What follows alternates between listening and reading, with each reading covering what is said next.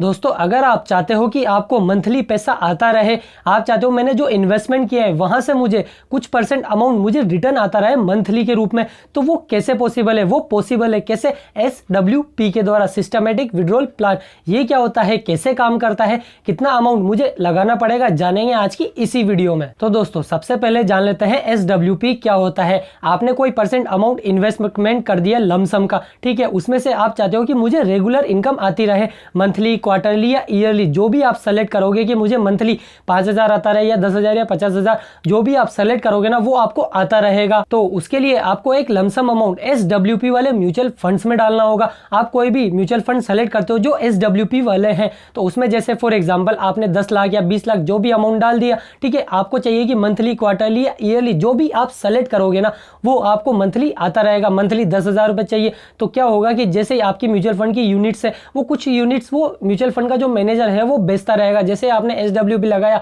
हर महीने चाहिए तो हर महीने वो आपकी यूनिट्स बेचता रहेगा, जहां से आपको वो पैसा निकाल के देगा। और सेकंड पॉइंट है, आपको ये डाउट होगा कि वो म्यूचुअल फंड जो SWP वाले म्यूचुअल फंड है वो कहां इन्वेस्ट करते होंगे ताकि मेरा पैसा भी ग्रो होता रहे।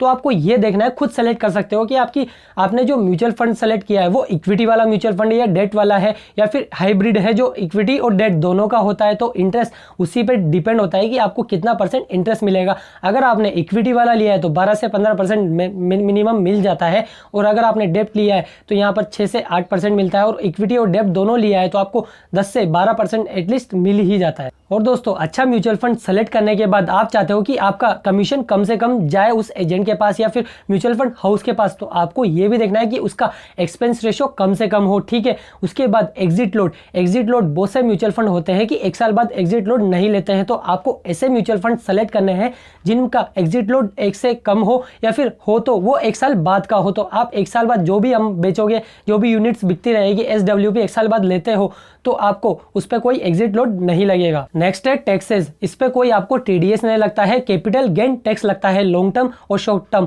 लॉन्ग टर्म 1 साल बाद आपने बेच दिया और 1 लाख से ज्यादा का अमाउंट है तो 1 लाख तक तो पूरा एग्जेम्प्टेड रहेगा, 1 लाख तक कोई टैक्स नहीं लगेगा, और 1 लाख के ऊपर जो भी अमाउंट होगा उस पर 10% लगेगा long term capital gain tax. और शॉर्ट टर्म की बात करें तो जो भी आपको कैपिटल गेन हुआ उस पर 15% short term capital gain tax लगेगा। SWP कैलकुलेटर जो आपको ग्रो की वेबसाइट पर मिल जाएगा, आप सिंपल डालिए गूगल पर SWP कैलकुलेटर, आपको खुल जाएगा, ठीक है। अब आपको यहाँ पर डालना है टोटल इन्वेस्टमेंट कितना कर सकते हो। जैसे फॉर एग्जांपल मैं यहाँ पर 20 लाख डाल देता हूँ या 10 लाख जो भी है मेरे पास, तो चलो मतलब मेरे पास नहीं है, एक एग्जांपल के लिए 15 लाख, ठीक है। 15 लाख आप चाहते हो हर मंथ कितना निकालूं, ठीक है। और यहाँ पर ये एक्सपेक्टेड रिटर्न अगर आप इक्विटी में लगाते हो तो 11% से 12%, मतलब 10 से 12% तो मिल ही जाएगा आपको।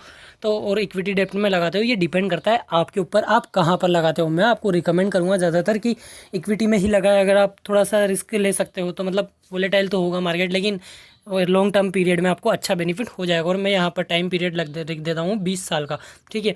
तो आप देख सकते हो नीचे यहाँ पर जैसे मैं टाइम ड्यूरेशन बढ़ाता जा रहा हूँ तो यहाँ पर ये देख सकते हो नीचे फाइनल वैल्यू कम होती जा रही है। अगर मैं इसे 30 साल कर देता हूँ तो आपको देख सकते हो फाइनल वैल्यू मुझे 92 लाख की मिलेगी, और मुझे मतलब टोटल विड्रॉल कर चुका हूँ मैं 36 लाख का, ठीक है। और वहीं यहाँ पर आप देख सकते हो जितना कम होता जा रहा है। अगर मैं यहाँ पर एग्जांपल लेता हूँ कि मैं 10 लाख रुपए लगा सकता हूँ, 10,000 रुपये मुझे महीने के निकालने हैं, और यहाँ पर 11% के हिसाब से 20 साल, तो ये माइनस में चला जाएगा। देख सकते हो ये फाइनल वैल्यू माइनस में चली गई। और अगर मैं वहीं यहाँ पर अपने रिटर्न की जो एक्सपेक्टेड रिटर्न है वो बढ़ा देता हूँ जैसे 12% से, तो आप देख सकते हो 1% बढ़ने की वजह से कितना हुआ, 5,34,000 फाइनल वैल्यू होगी।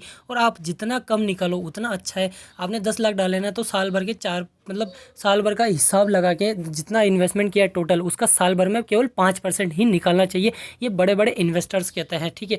तो आपने जैसे 10 लाख डाला तो 10 लाख का 4% 40,000 हुआ, तो उसी हिसाब से आप मंथली में उसे डिवाइड कर सकते हो। लगभग 3,500 रुपये के आसपास आएगा। तो 3,500 रुपये निकालोगे तो आप महीने का ये 3,500 12% के हिसाब से 20 साल के लिए 8,40,000 रुपये टोटल निकाल चुके होंगे, और 10 लाख रुपये टोटल इन्वेस्टमेंट होगा। और आपका फाइनल वैल्यू जो होगी वो होगी कितनी, 64,57,000 रुपये। अगर आप इसे बढ़ा देते हो कि मैं तो यार 8,000 रुपये निकाल लूँगा, मेरे को नहीं है इतनी, या 7,000 रुपये निकालूंगा इसका डबल, तो आप देख सकते हो 16 लाख निकाल चुके होंगे, 32 लाख आपके पड़े होंगे। जहाँ पर आप जिसको मतलब फाइनल वैल्यू आपकी होगी। तो यहाँ पर अगर 3.5 है तो देख सकते हो मतलब 64 लाख फाइनल में आपको अच्छा मिल रहा है। अगर आप जिसके आपके ऊपर डिपेंड करता है कि आप कहाँ पर इन्वेस्ट करते हो, कितने % रिटर्न का है, कितने साल के लिए करते हो और कितना टोटल इन्वेस्टमेंट करते हो SWP में। तो ये डिपेंड करता है आप ही के ऊपर। नीचे मैंने कैलकुलेटर का लिंक दिया गया है जहाँ से जाकर आप अपनी मैक्स लगा सकते हो और यहाँ पर गेम खेल सकते हो कि कितना इन्वेस्ट करना है, कितना मिलेगा। अब बात करते हैं इसके कुछ डिसएडवांटेज। वो क्या है, आपको एक लमसम अमाउंट डालना होगा, 10 लाख 20 लाख, जितना ज़्यादा अमाउंट डालोगे उतने ज़्यादा आप SWP लगा सकते हो, यानी कि मंथली रिटर्न आप पा सकते हो। ठीक है, तो ये मेन कंसर्न है। अगर आप 25 से 30 साल के तो आपके पास इतना अमाउंट मुश्किल ही हो पाता है, तो आपको SWP नहीं करानी चाहिए अगर आप नहीं है। और वो किसे करानी चाहिए ये भी मैं आपको आगे बताने वाला हूँ। ठीक है, उसके बाद सेकेंड है रिस्क ज़्यादा होता है, मतलब मार्केट अनप्रेडिक्टेबल होता है कि मैं प्रेडिक्ट नहीं कर सकता ऊपर जाएगा या नीचे जाएगा। तो उसी बिहाफ पे ये भी एक वोलेटिलिटी होती है कि ऊपर भी जा सकता है, नीचे भी जा सकता है, तो आपको ये भी डिसएडवांटेज हो सकता है। अब बात करते हैं किन्हें SWP लेनी चाहिए। वो लोग जो चाहते हैं कि मैं अब काम नहीं कर सकता या काम नहीं करना चाहता, मेरे पास इतना पैसा है कि मैं कहीं लगा दूं और वहां से मुझे मंथली रिटर्न आता रहे, तो उन्हीं के लिए ये काफी अच्छा है SWP। अगर आप 25 से 30 साल या 20 साल के हो तो आपको ये नहीं करना चाहिए। क्यों?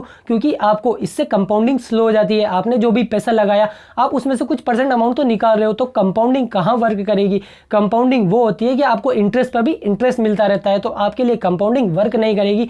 मेन ये एज पे भी डिपेंड करता है। अगर आपकी एज हो चुकी है 40 50 60 साल की और आप चाहते हो कि मेरे पास इतना पैसा है मैं कहीं लगा दूं और वहां से मुझे रिटर्न भी मिलता रहे साथ ही साथ और मुझे मंथली इनकम भी आती रहे, तो आपके लिए बेस्ट रहेगा। और अगर आप अपने 20s में है तो ये SWP वाले म्यूचुअल फंड मत लीजिए, आप SIP करा सकते हो, डायरेक्ट स्टॉक में इन्वेस्ट कर सकते हो। बहुत सारी चीज़ें हैं जो हमने हमारी वीडियोस में बता रखी है, अगर आपने नहीं देखी है तो जाके देख सकते हो। तो दोस्तों आपको पता चल चुका है कि SWP किन्हें लेनी चाहिए किन्हें नहीं लेनी चाहिए, फिर भी डिसीजन आपका है। अगर आप चाहते हो कि मुझे मंथली इनकम आती रहे और मेरे पास 10-20 लाख रुपए पड़े हैं वो मैं डाल सकता हूँ और उस पर रिटर्न भी बनता रहे, तो आप भी लगा सकते हो SWP में। तो दोस्तों आशा रखता हूँ आपको इस वीडियो से कुछ हेल्प हुई होगी। अगर आपको इस वीडियो से कुछ वैल्यू मिली है तो प्लीज इस वीडियो को लाइक जरूर कीजिए, चैनल को सब्सक्राइब करके बेल आइकन भी दबा दीजिए। ऐसी ही फाइनेंस और इन्वेस्टमेंट से रिलेटेड वीडियोस हम बनाते रहते हैं जो आपसे मिस ना हो जाए। तो मिलते हैं आपसे अगली और एक्साइटिंग वीडियो में, तब तक के लिए जय हिंद, भारत माता की जय।